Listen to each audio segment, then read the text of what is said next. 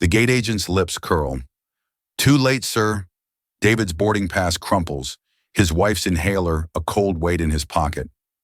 He'd chosen the collapsing woman over his flight, his job, her life. Little does he know, the woman's frail hand holds the key to everything. Soon he was struggling to afford medicine for his wife. What he never imagined was that meeting the woman again in his poor neighborhood would reveal a secret that changed everything.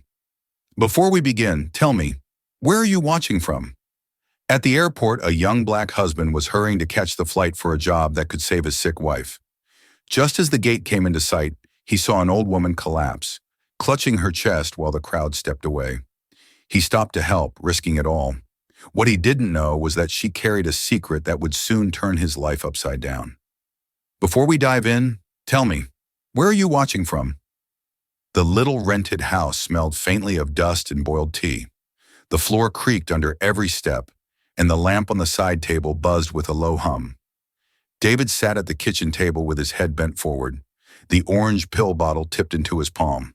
3 pills, that was all. He let them roll in his hand, then set them back down, the sound of plastic against wood making him wuss. 3 albuterol tablets left for Rachel, and the doctor had warned her not to miss a dose of her chronic asthma medication. On the couch, Rachel shifted against a thin cushion. A sudden coughing fit racked her body deep and harsh, and she pressed a tissue to her mouth. Her shoulders shook until the bronchospasm passed. Then she leaned back, pale and breathless. But when her eyes met David's, she managed a smile. "Don't give me that face," she whispered, her voice raspy. "You'll scare me more than this asthma does." David stood quickly, poured water into a chipped mug, and warmed it on the stove. His EMT training from years ago kicked in as he returned and handed it to her, crouching beside the couch as she took a small sip. She gave a quiet thanks, her fingers brushing his. Then, almost as if she didn't want him to drown in worry, she tried to tease him. "So, Mr. Important Interview," she said, her voice weak but playful. "Did you decide which shirt you're wearing? Please don't pick the one with the missing button. They might think we're running a circus." A laugh escaped David despite himself, though it came out strained. "I already sewed it back last week. You think I'd go looking like a fool?" He shook his head, brushing a loose strand of her hair back. His eyes stayed serious even as he smiled. "I can't afford to mess this up, Rachel. This job at Monarch Air, it means real insurance, real treatment, finally a way to get you proper medication." She shook her head gently and set the mug down on the table. Her hand found his cool and trembling, but her expression stayed calm. "Don't put all of this on your shoulders. You're not carrying me, David. We're walking together. Go there. Do your best. That's all I ask." David sat on the edge of the couch, holding her hand tighter, his thumb stroking her knuckles. His voice dropped lower, almost shaking. "I'm not just going to try. I will get that job. I promise you I won't let us lose this chance." Rachel smiled again, soft and steady. She had never once blamed him for their struggles. Even now, even sick and exhausted, she offered nothing but encouragement. "I believe you," she whispered. "I always have." He pressed her hand against his chest, letting her feel his heartbeat hammering under her touch. "I won't fail you," he said again, this time more to himself than to her. David stepped into the terminal and was immediately swallowed by noise. The boarding pass was damp in his hand, his knuckles white from gripping it too hard. He glanced up at the screen. "Flight 237, Portland, Gate B8. Final boarding call." The words seemed to burn into his chest. Every second now was borrowed. He had promised Rachel. He had looked into her eyes the night before and sworn he would not fail her. He quickened his pace, weaving through rolling suitcases and distracted travelers. Sweat ran down his temple, soaking into the collar of his shirt. His heart hammered, not only from the sprint, but from the weight of that vow. If he missed this flight, he wasn't just missing an interview. He was breaking the only lifeline his wife had left. Then he saw her at first just a figure to the side near a vending machine, an elderly woman, thin and stooped, leaning heavily on a cane. Nobody else slowed down to notice, but David did. He saw the way her free hand trembled, fingers twitching in the air as if she were reaching for balance. He saw her chest rise shallow and uneven, the same desperate struggle that had haunted his nights with Rachel. His EMT instinct recognized the signs immediately. Respiratory distress, possible cardiac event. The woman's cane slipped from her grasp, clattering to the floor. The sharp crack drew a few heads around. She staggered, her knees giving way. People nearby gasped but did not move closer. Some took a step back. A man muttered, "Someone should call for help," but stayed rooted to the spot. A teenager raised a phone, already recording. David was already running. His backpack bounced against him as he lunged forward, catching her under the arm just as her frail body collapsed. She was lighter than he expected, fragile, like her bones might snap in his grip. He eased her to the floor, his knee hitting the tile hard. Her face was pale, eyes wide and unfocused, lips parting with a broken wheeze. "Ma'am, stay with me," David said, his voice sharp but steady. He took her trembling hand in his, checking for a pulse while positioning her airway. "Breathe. Just breathe with me. You're not alone." Her eyes fluttered, darting without focus. A rasp escaped her throat, thin and weak. Her fingers twitched against his palm like she was trying to hold on. David pressed his other hand gently against her back, feeling each shallow rise of her chest. He tilted her head to open her airway, his mind working on instinct. Every movement pulled from his EMT training and memories of helping Rachel through countless asthma attacks. Behind him, the gate agent picked up a phone, his face blank. A few people whispered, but no one bent down. No one came closer. David's throat tightened. He thought of Rachel in their dim living room, clutching her inhaler as she struggled to breathe, then forcing a smile just to calm him. He had promised her. He had sworn he would make the flight. His chance. Her chance. Their only chance. And now he was here on the floor of an airport, holding the hand of a stranger who might die in front of him. He felt the woman's pulse, faint and uneven. He bent close, his lips near her ear. "Don't give up," he whispered. "You hold on. You're not going anywhere yet." For a moment, her gaze sharpened. Her eyes found his. She blinked slow and deliberate, as though she understood him. Then her chest hitched, another desperate gasp. "Come on," David urged, his voice breaking. "Don't quit on me, please." The seconds stretched long, his heart pounding louder than the announcements overhead. He wanted to stand up, to run for the gate, to scream that he had a reason, that he had a wife at home depending on him. But his hands would not let go. His knees would not lift from the floor. He could not abandon her any more than he could abandon Rachel. At last, the sound of rushing footsteps approached. Paramedics appeared, pushing a stretcher, their voices brisk and efficient. One dropped to his knees beside David, checking the woman's pulse. "Sir, we've got her," the medic said firmly. "Thank you. Your quick response probably saved her life." David nodded, his body stiff as he let go of her hand. His palms were damp with sweat. His knees cracked as he pushed himself upright, his whole body trembling with adrenaline.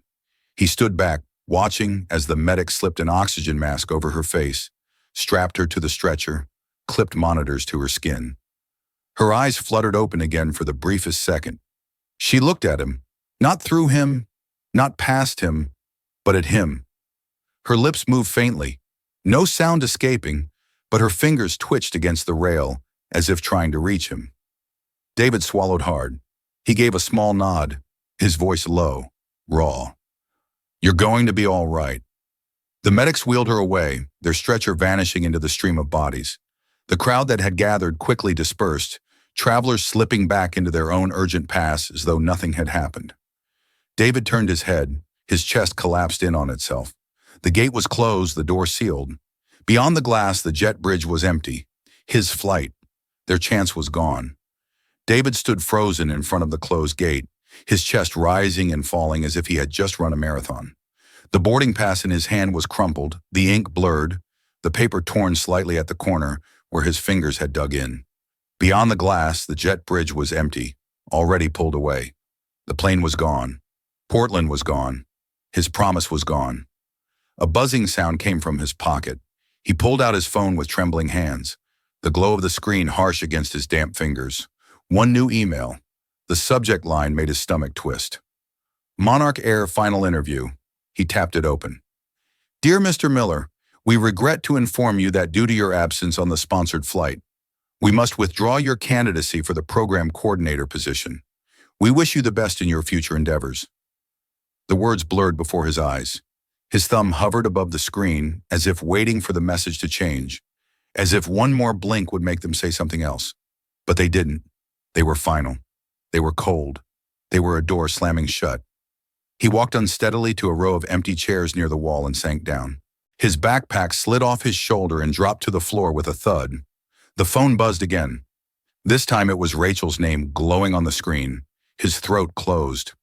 How could he tell her that while she sat at home struggling to breathe, he had missed their only chance because he was kneeling on a dirty airport floor with a stranger's hand in his? David. Her voice was weak, raspy, punctuated by a cough that rattled through the receiver. He closed his eyes, every sound of her struggle cutting into him like a blade. Did you make it? Are you on the plane? His mouth opened, but no words came out. His lips trembled. The flight was delayed. He whispered, forcing the lie through gritted teeth. I'm still at the gate, waiting. There was silence on the other end, broken only by the sound of her breathing, shallow and uneven. Then she coughed hard, the sound so violent that he sat up straighter in his chair, gripping the phone as if he could hold her through it. When it passed, her voice was soft, almost a whisper.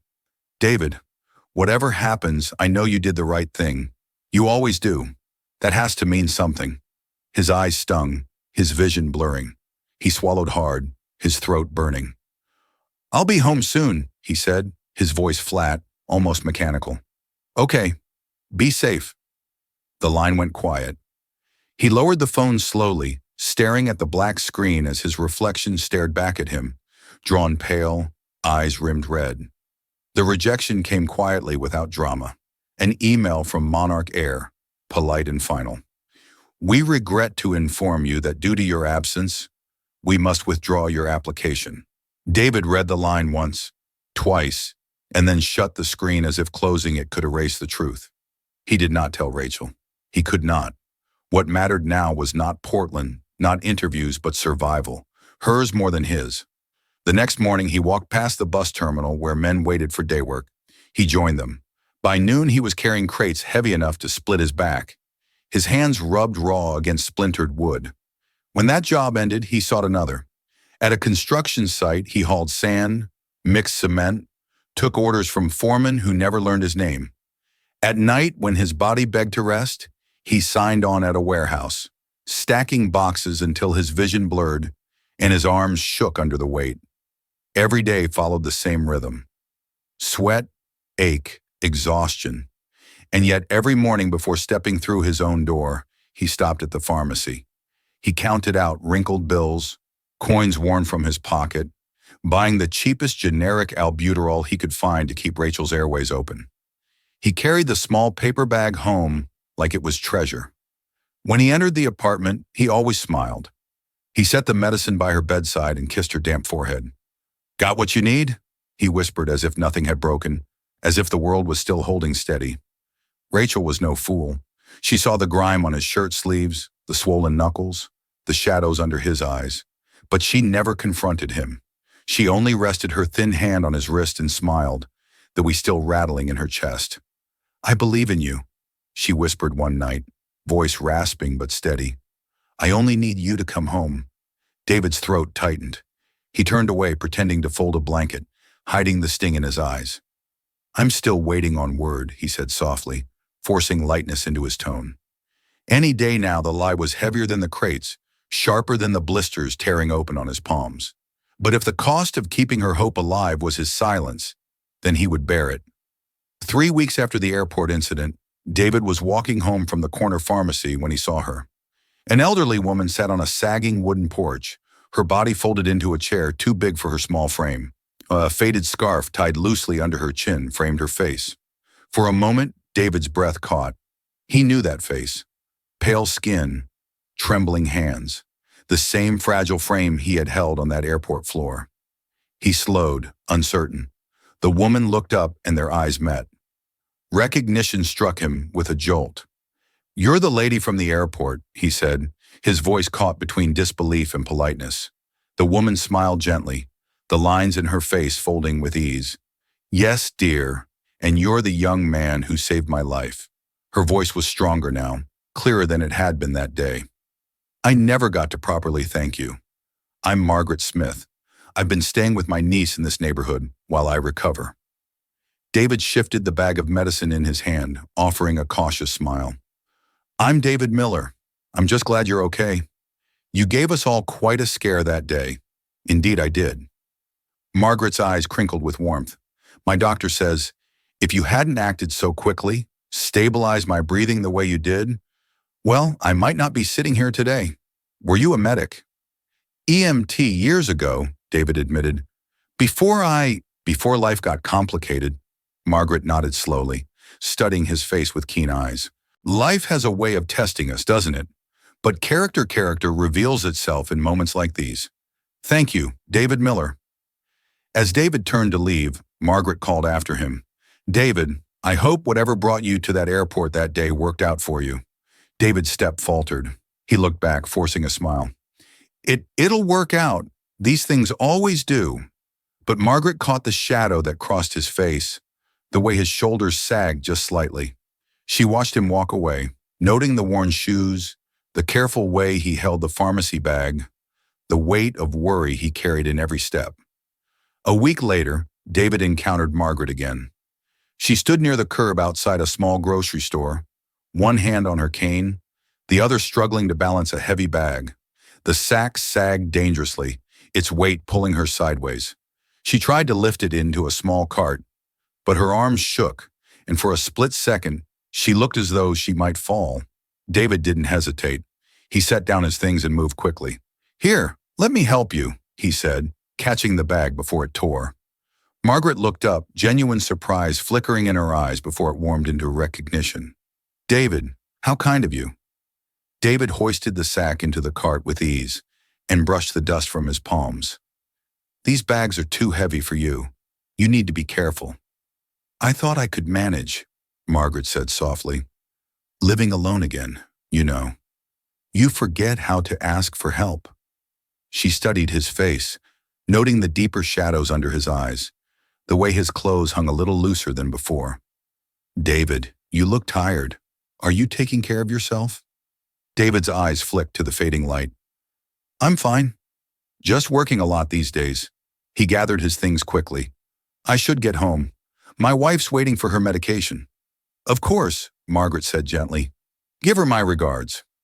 As David hurried away, Margaret remained by her cart, watching his retreating figure with growing concern. She had seen enough of life to recognize a man carrying more than his fair share of burden. 2 weeks passed before Margaret made her move. She had spent the time making discreet inquiries, learning what she could about the young man who had saved her life. What she discovered only confirmed her growing conviction. David Miller was exactly the kind of person the world needed more of. Rain drummed against the cracked window panes when the knock came at David's door. He opened it to find Margaret, her scarf damp, her shoulders hunched, but in her hands she held a paper bag. I brought some bread and soup, she said, her voice soft, eyes almost shy. I wanted to properly thank you for not leaving me at that airport. David hesitated only a second before stepping aside. You didn't have to do that, he said quietly, but his tone was kind. Come in. It's miserable out there. Margaret settled into the corner chair, the one with a tear in the fabric that Rachel had stitched years ago.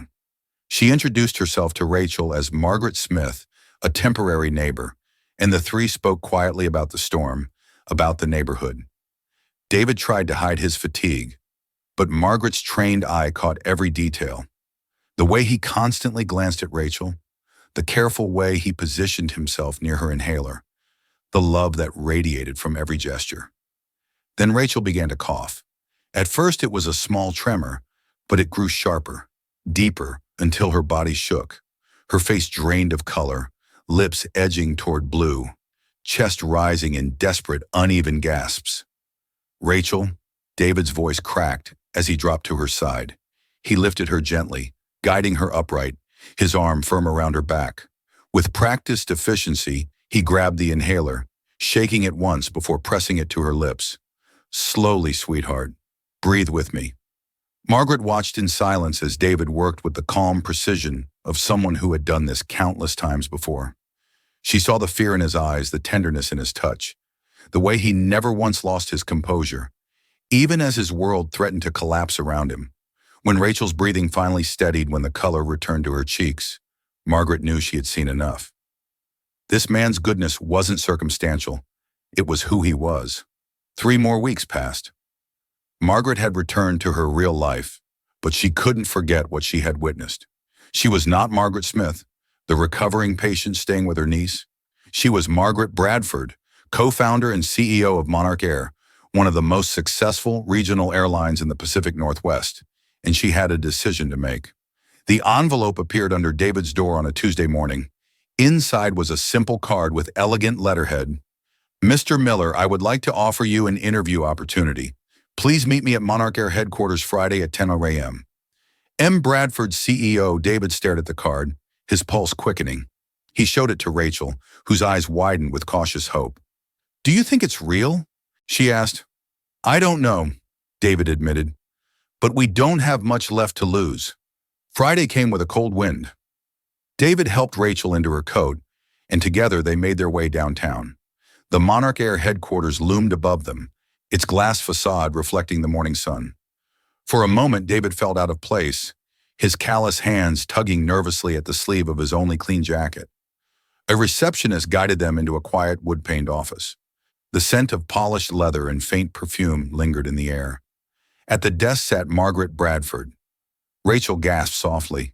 David froze, his breath catching. "Margaret Smith," he said slowly. "Except you're not, are you?" Margaret rose with quiet dignity, her presence filling the room. Not fragile now, but commanding. Yet her eyes held the same warmth they had shown in his tiny apartment.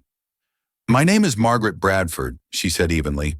"I co-founded Monarch Air 30 years ago.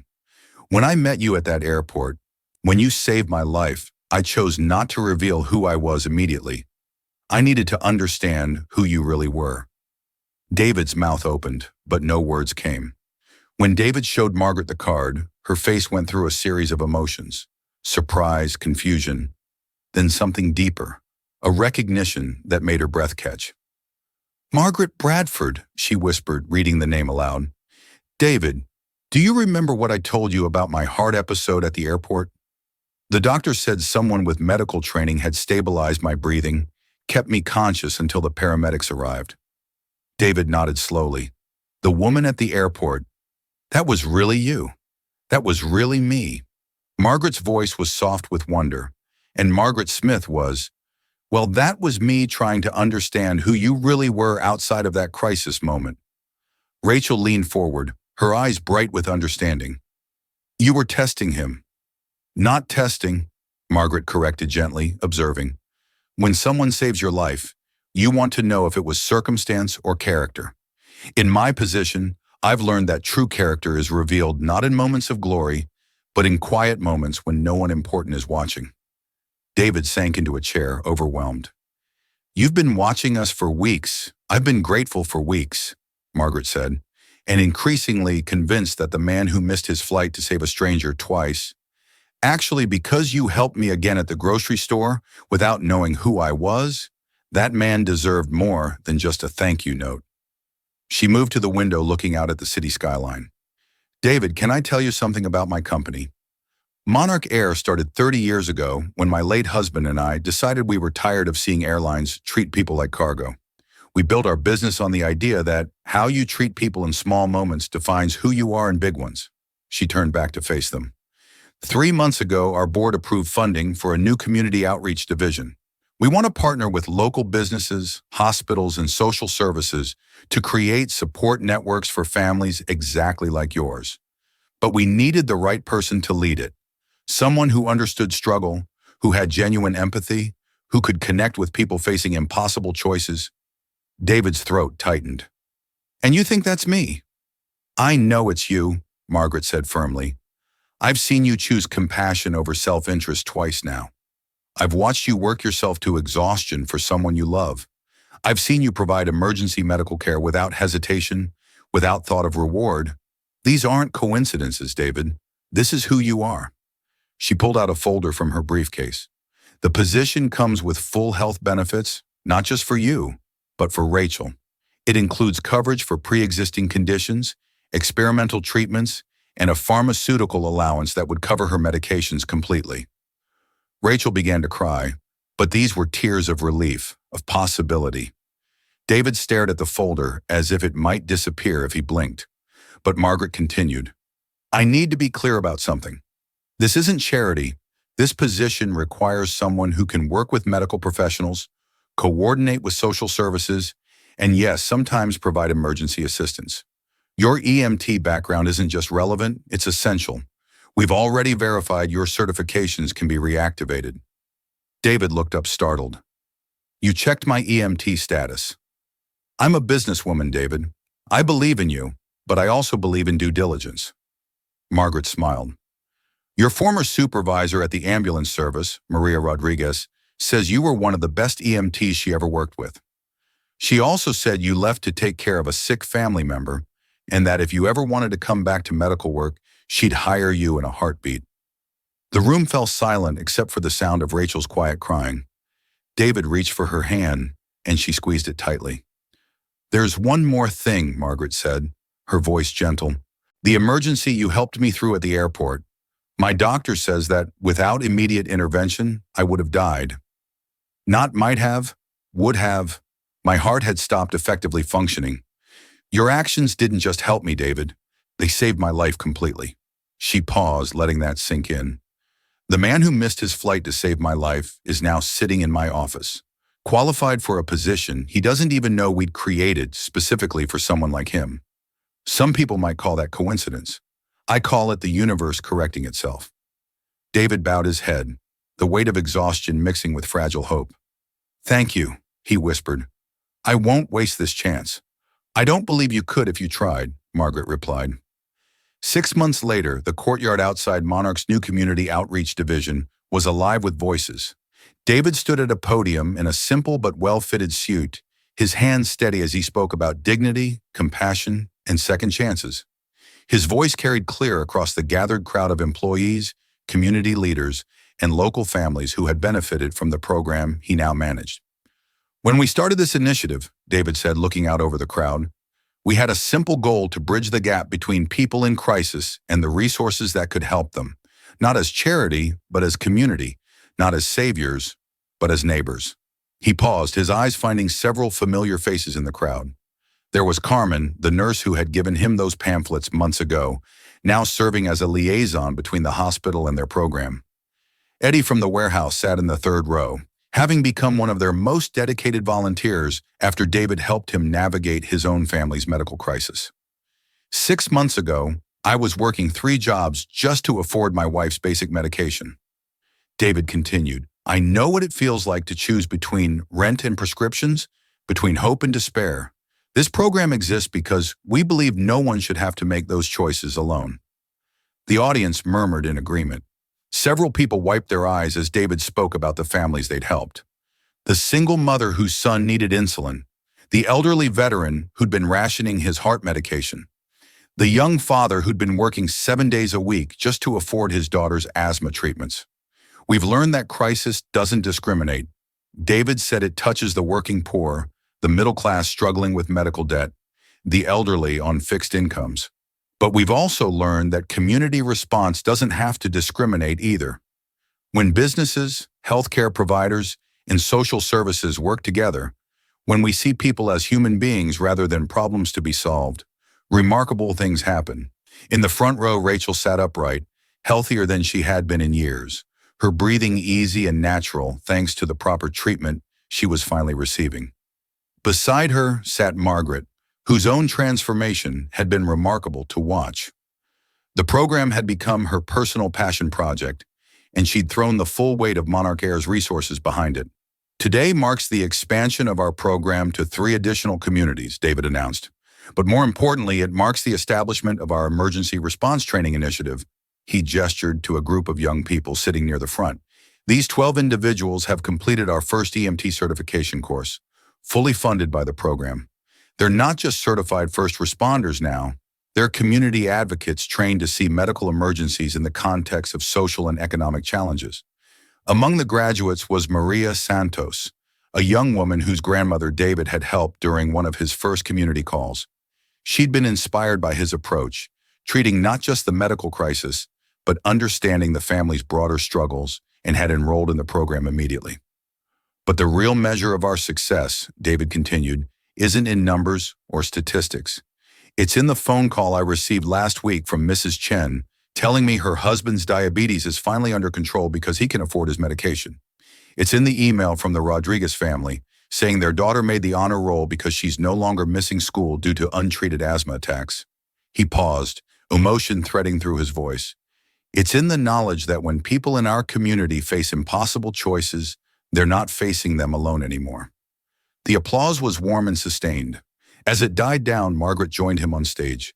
She clasped his hand firmly, her eyes bright with satisfaction. 6 months ago, Margaret said, taking the microphone, I had what doctors called a widowmaker heart attack in an airport terminal. A stranger, this man stopped his own life to save mine. He missed a job interview, missed opportunities, missed the flight that was supposed to change his life. She looked directly at David. What he didn't miss was the chance to show us all what real leadership looks like. Not the kind that comes from a corner office or a boardroom, but the kind that kneels on a dirty floor to hold a stranger's hand. Margaret turned back to the crowd. Today, I'm announcing that the David Miller Community Outreach Model will be piloted in 12 cities across the Pacific Northwest. We're partnering with regional airlines, healthcare systems, and local businesses to create a network of support that transcends traditional boundaries. The announcement drew gasps and enthusiastic applause. David stared at Margaret in shock. She hadn't told him about the expansion, or more significantly, about the program bearing his name. Furthermore, Margaret continued, David has accepted the position of Regional Director for Community Health Initiatives, a role that will allow him to train and mentor program coordinators in each new location. As the crowd erupted in celebration, David felt Rachel's hand slip into his. She squeezed gently, and when he looked down at her, she mouthed the words, I'm so proud of you. Later, as the crowd began to disperse, and the afternoon sun slanted low across the courtyard, David found himself standing alone with Margaret near the banner that bore his name. You know, Margaret said quietly, I never did ask you what you would have said in that interview you missed. What was your answer going to be when they asked why you wanted to work for Monarch Air? David thought for a moment, then smiled. I was going to tell them that I believed airlines could be more than transportation companies, that they could be community partners, helping people not just reach their destinations, but build better lives when they get there. Margaret laughed, a sound full of genuine delight. And now, David looked out over the courtyard where families were still mingling, where new friendships were forming between people who had found hope in unexpected places. Now, I'd say that sometimes the most important journeys aren't the ones we plan. They're the ones that begin when we choose to stop running toward our own goals, long enough to help someone else reach theirs. The banner behind them fluttered in the evening breeze, its message clear and bold. People Before Profit Monarch Air Community Initiative, David Miller Model Program. And in that moment, David Miller knew that sometimes the best destinations are the ones you never plan to reach. Sometimes the flight you miss carries you exactly where you were meant to be. Join us to share meaningful stories by hitting the like and subscribe buttons. Don't forget to turn on the notification bell to start your day with profound lessons and heartfelt empathy.